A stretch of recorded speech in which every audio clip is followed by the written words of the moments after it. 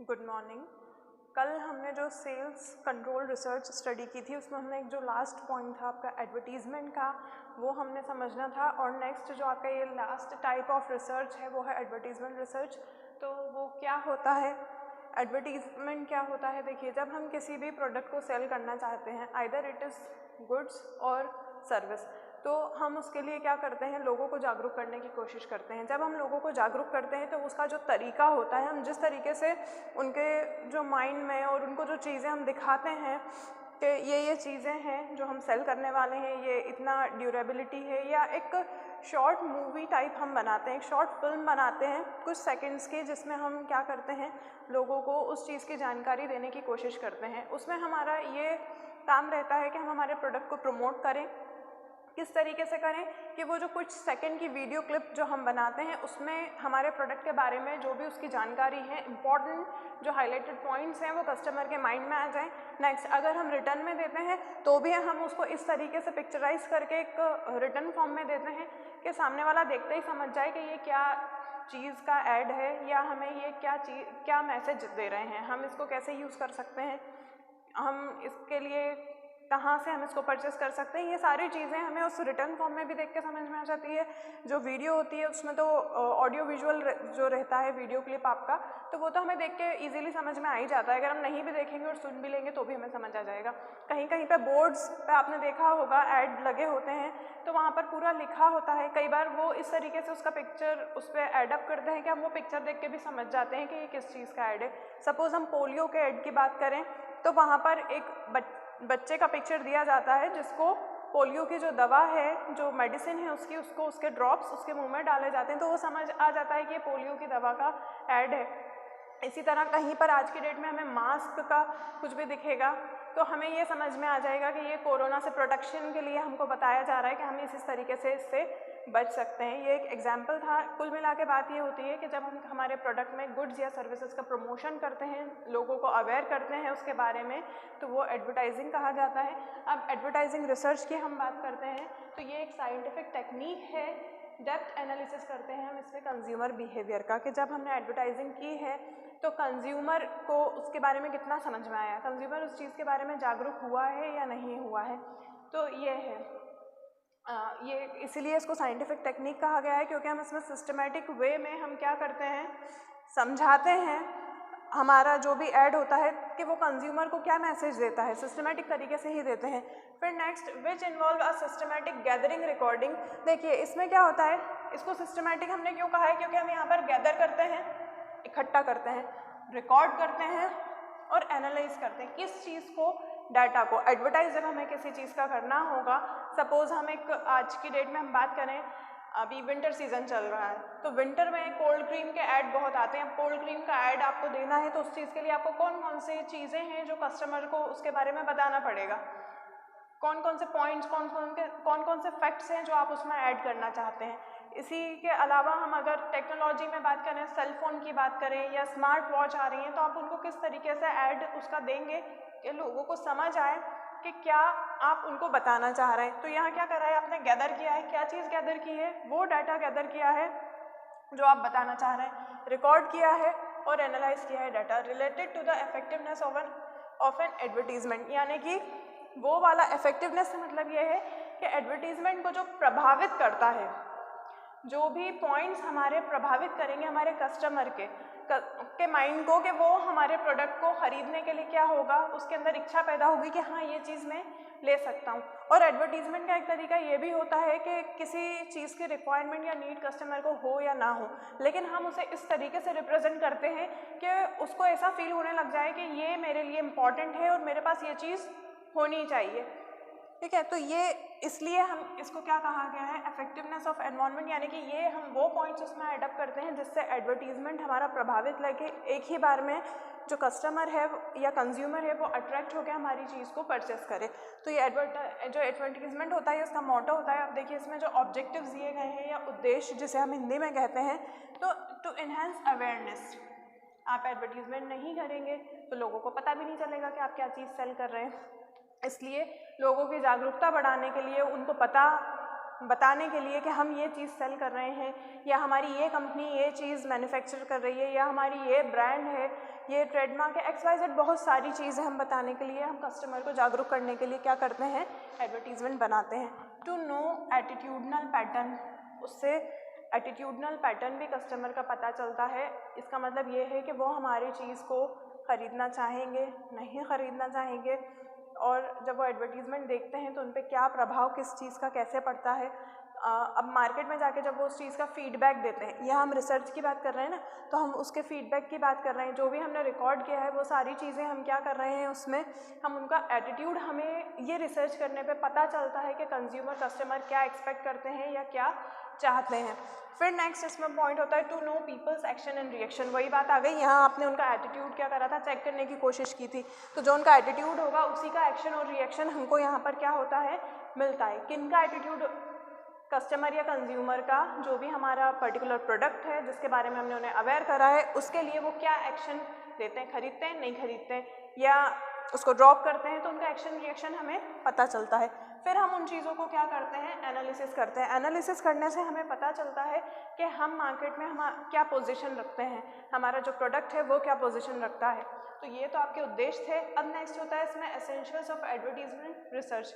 क्या एसेंशियल्स हैं, क्यों करते हैं हम एडवर्टाइजिंग का रिसर्च, तो उसके लिए हमें किन किन चीज़ों की ज़रूरत पड़ती है। अब हम रिसर्च करेंगे तो हम वो टास्क को कैसे कंप्लीट करेंगे।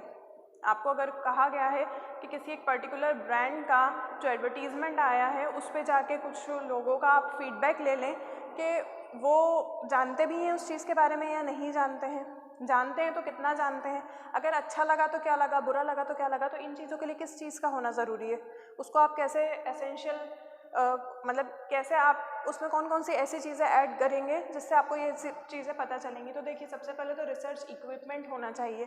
जो टूल्स होते हैं रिसर्च करने के, किस तरीके से आप करेंगे, क्या क्या इक्विपमेंट की आपको आवश्यकता पड़ेगी, पेपर वर्क कर रहे हैं, ओरली कर रहे हैं, डोर टू डोर कर रहे हैं, वो चीज़। फिर मीडिया रिसर्च, मीडिया रिसर्च में आप किस तरीके से उसको क्या करेंगे, टेस्ट करेंगे, किस तरीके से आप जो माध्यम से आपने उसका ऐड दिया था उसको कैसे रिसर्च करेंगे, या आपने किस क्राउड को टारगेट करके दिया था तो वो चीज़ को आप कैसे चेक करेंगे वो। फिर मार्केटिंग ट्रेंड, आपने जो चीज़ बनाई है या जो चीज़ आप देना चाह रहे हैं वो आपकी नज़र में बहुत अच्छी है, लेकिन एक्चुअल में उसका मार्केट में ट्रेंड है या नहीं है, यानी कि फ़ैशन चल रहा है या नहीं चल रहा है, या आपने फिजूल ही किसी चीज़ पे इन्वेस्टमेंट कर दिया है और आपने वो लाने की कोशिश की है। तो हमें उस टाइम में जो मार्केट में चल रहा होता है हमें ये भी पता होना चाहिए कौन से माध्यम से उनने उसको मार्केट तक पहुंचाने की कोशिश करी है, उसका भी रिसर्च हमें पता होना चाहिए। देखिए क्या होता है ना, जब किसी चीज़ का एडवर्टीज़मेंट करते हैं हम, तो उसके पहले हमारा जो प्रोडक्ट है वो उनके जो काउंटर्स होते हैं उन तक पहुंच जाना चाहिए, यानी कि आपका जो डिस्ट्रीब्यूशन चैनल है वो काफ़ी स्ट्रॉन्ग होना चाहिए। क्योंकि क्या होता है, मैंने अगर आज टीवी पे या कहीं पर भी मैंने किसी चीज़ को देखा है कि ये नई लॉन्च हुई है और मुझे बड़ा अच्छा लगा है कि मैं इस चीज़ को परचेस करना चाहती हूँ, मैं किसी शॉप पे गई हूँ और अगर वो चीज़ वहाँ नहीं मिली तो मैं फ़ौरन ही दूसरी शॉप पे जाके वो चीज़ परचेस करूँगी। तो ये क्या है ना, मतलब जो डिस्ट्रीब्यूशन चैनल है आपका, जिस भी माध्यम से आपने उस प्रोडक्ट को उस काउंटर तक पहुँचाया है या जो भी आपके काउंटर से उन तक पहुँचाया है, तो वो आपके एडवर्टीज़मेंट से पहले पहुँच जाना चाहिए। क्योंकि ये कस्टमर का नेचर होता है, वो ना नहीं सुनता। उसको हो सकता है कोई से अर्जेंट नीड हो, ये भी हो सकता है कि उसको अभी लेना हो, नहीं तो उसको क्या फ़र्क पड़ रहा है, वो एक शॉप से दूसरी शॉप पे जाके ले लेगा। तो ये जो मीडिया है आपका लोगों को अवेयर करने का और आपके जो भी प्रोडक्ट है उसको डिस्ट्रीब्यूट करने का, वो काफ़ी स्ट्रॉन्ग होना चाहिए। फिर है आपका टारगेट ऑडियंस, कौन सी टारगेट की थी आपने ऑडियंस, कौन से लोग हैं, अपर क्लास हैं, मिडिल क्लास हैं, लोअर क्लास हैं। अब आपने उनको टारगेट तो कर लिया है, तो उनको किस तरीके से आपने सूचना पहुंचाई है। बहुत सारे गरीब तो आज भी ऐसे हैं कि उनके घर में टीवी नहीं है। फिर जो मिडिल क्लास हैं वो लोग थोड़ा टीवी देखते हैं, जो अपर क्लास है उनके पास तो टाइम ही नहीं होता है टीवी देखने का, भले ही टीवी बड़े बड़े होते हैं उनके घर में। तो फिर तो ये क्या होता है, आप किस तरीके से उन तक वो मैसेज पहुँचाएँगे आपकी टारगेट ऑडियंस के लिए। जो बिजनेसमैन्स होते हैं वो हो सकता है उनके पास बिल्कुल भी टाइम नहीं होता हो कि वो टीवी देखें, तो आप कैसे उनको टारगेट करेंगे। आपको कोई सी चीज़ उन तक पहुंचाना है तो आप कैसे पहुंचाएंगे। तो ये जो आपने टारगेट किया है ये भी आपको पता होना चाहिए कि इनके लिए हमें कौन सा प्रॉपर चैनल, कौन सा मीडिया, कौन सा मीडियम हमें यूज़ करना है। फिर नेक्स्ट होता है आपका बेनिफिट्स ऑफ एडवर्टीजमेंट रिसर्च, क्या क्या फ़ायदे होते हैं एडवर्टाइजिंग रिसर्च के, क्या क्या बेनिफिट्स होते हैं, क्या क्या मेरिट्स होते हैं, क्या क्या एडवांटेजेस होते हैं, तो या क्या क्या सिग्निफिकेंस होते हैं, तो वो हम इसमें देख लेते हैं। Develop creative design and strategy. ये हमारे लिए किस लिए इम्पॉर्टेंट होता है, क्योंकि हम डेवलप करने की कोशिश करते हैं क्या, क्रिएटिव डिज़ाइन, एक बहुत अच्छी तरीके से जो नए आइडिया में हम क्या करते हैं, एक क्रिएटिव डिज़ाइन हम हमारे प्रोडक्ट के लिए क्या उसको लाने के लिए और उसको प्रेजेंट करने के लिए, उसको रिप्रेजेंट करने के लिए हम डिज़ाइन करते हैं कि हम इसको इस तरीके से टीवी पर बताएंगे। उसके लिए हम एक प्रॉपर जो नई तरीके की कोई सी स्ट्रेटेजी को प्लान करने की कोशिश करेंगे, क्योंकि देखिए जो एडवर्टाइजिंग है ये एक बहुत ओल्ड प्रोसेस है। रिटर्न कम्युनिकेशन में भी हम बात करें तो भी, और ओरल या हम जो ऑडियो विजुअल उसके लिए क्लिप्स बनाते हैं वो भी। तो अब हमें कोई से नया क्रिएटिव आइडिया हमें उसके लिए लाना पड़ेगा कि हम किस तरीके से क्रिएटिवली उसको डिज़ाइन करके रिप्रेजेंट कर सकते हैं, उसके लिए हम क्या क्या स्ट्रेटजी बना सकते हैं। तो एक तो ये पॉइंट था आपका। नेक्स्ट है identify opportunity in the market. Market में हम जो भी एडवर्टीज़मेंट कर रहे हैं उसकी अपॉर्चुनिटी भी हमें पता होना चाहिए कि क्या क्या अवसर हमें प्राप्त हो सकते हैं, क्या क्या अवसर हमें मिल रहे हैं। हमें उसको स्पॉन्सरशिप पे ऐड देना चाहिए, यानी कि किसी भी जो ब्रांड है उसकी फ्रेंचाइजी होती है या हम उसका नाम लेके या स्पॉन्सरशिप लेके हम उस चीज़ को करना चाहते हैं, तो हम किस तरीके से करेंगे, या हमें ये पहचानना चाहिए कि जो हमारे पास अवसर हैं हम उनको किस तरीके से यूज़ कर सकते हैं और बहुत कुछ अचीव कर सकते हैं। मेजर योर रेपुटेशन, इससे आपको आपकी रेपुटेशन भी पता चलती है। यहाँ पर जब आप किसी चीज़ का ऐड देंगे तो आपकी मार्केट में क्या वैल्यू है, क्या गुडविल है, क्या रेपुटेशन आपकी बनी हुई है, ये भी आपको पता चलती है। और एडवर्टीजमेंट करने से वो बनती भी है, क्योंकि 1 से 2, 2 से 4, 4 से 8 इस तरीके से लोग क्या करते हैं उस चीज़ को जानते हैं, या तो टीवी में देखकर जानते हैं या फिर किस तरीके से उसको जानते हैं। जैसे कि मैं हूँ, मुझे कोई सी चीज़ अच्छी लगी, ऑब्वियसली मैं मेरी फैमिली में भी बताऊँगी, मेरे रिलेटिव से मिलूँगी उनको भी बताऊँगी, मेरे फ्रेंड्स को भी बताऊँगी कि यार ये नहीं ये लेना, ये बहुत अच्छा है। सपोज़ मुझे ही अभी एक्चुअल में कोई सी चीज़ लेना है तो इट्स ऑब्वियस मैं हो भी सकता है कंसल्ट करूँ। तो इस तरीके से क्या हो रहा है, रेपुटेशन भी पता चल रही है ना हमको कि हमारा मतलब कितना हमारी ब्रांड जो है स्टेबल हो चुकी है, या हमने क्या एक रेपो बनाई है हमारे ब्रांड की। आइडेंटिफाई मेजर प्रॉब्लम, अब क्या क्या दिक्कतें हैं हमारे प्रोडक्ट की वो भी हमें मार्केट में इससे पता चलता है कि वो जो भी प्रॉब्लम्स हमारे लिए क्या होती हैं क्रिएट होती है, हम उनको ओवरकम करने की कोशिश करते हैं। तो ये भी चीज़ें हैं, जैसे कि नैनो का ऐड ऑब्वियसली टीवी पे आया था क्योंकि वो एक काफ़ी लो बजट की कार है, और अपने इंडिया में बहुत ज़्यादा लोग तो अपर क्लास नहीं हैं, ज़्यादातर तो मिडिल क्लास या लोअर क्लास लोग ही हैं। तो उन लोगों ने उसको ख़रीदना चाहा क्योंकि कम बजट की है और 4 व्हीलर होना अच्छी भी बात है, काम आती है। तो क्या हुआ था, उन्होंने जब परचेज़ किया था और उसके इंजन में प्रॉब्लम आई थी, और जब ये बात उनके ऑनर को पता चली थी तो उन्होंने क्या किया था, शोरूम से जो पूरी कनेक्टिविटी थी उनके कस्टमर से कि किस किस ने उस चीज़ को परचेज़ किया है, तो उन्होंने उसको क्या करा था, सभी कारों को वापस बुलवा लिया था, उनके इंजन में जो भी प्रॉब्लम थी उसको ठीक करके वापस दिया था। तो इससे उनकी जो प्रॉब्लम आई थी उनके ब्रांड में उसको क्या कर लिया था उन्होंने, आइडेंटिफाई करके उसको बिल्कुल सही तरीके से लाके एक तरीके से रिप्रेजेंट कर दिया था। तो इससे उनके रेपुटेशन पे भी बहुत असर पड़ा था। कैसे पड़ा था, क्यों, क्योंकि बहुत सारे लोग तो बेच के पीछे हट जाते हैं कि हमने माल दे दिया अब हमें कोई लेना देना नहीं है, लेकिन उन्होंने उस चीज़ को बुलवा के सही करवाया।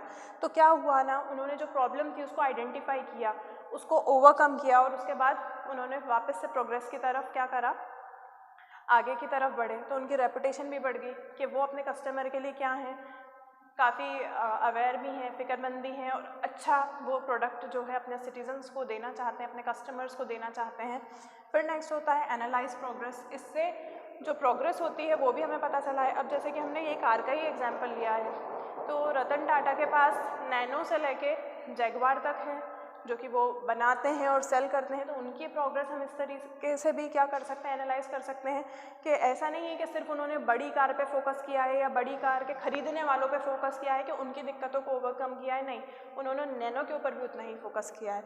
फिर मिनिमाइज द रिस्क, उससे उन्होंने क्या कर दिया है, उनकी जो रिस्क थी किस चीज़ की, अगर वो ऐसा नहीं करते तो उनकी कारें बहुत सारे लोग हो भी सकता है बॉयकॉट कर चुके होते या नहीं खरीदते कि यहाँ तो दिक्कत आती है तो वो सही नहीं करते, XYZ बहुत सारी जो रिस्क होती हैं वो हो जाती हैं।